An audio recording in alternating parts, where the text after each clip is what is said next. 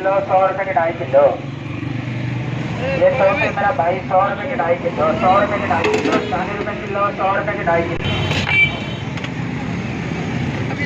40 रुपए किलो, 100 रुपए के 2.5 किलो, 40 रुपए किलो, 100 रुपए के 2.5 किलो, 40 रुपए किलो, 100 रुपए के 2.5 किलो,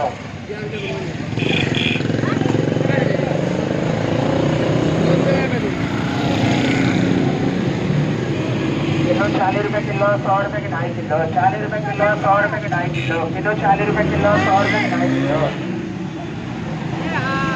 ये सादे माल 40 रुपए किलो, 100 रुपए के 2.5 किलो, 40 रुपए किलो, 100 रुपए के 2.5 किलो।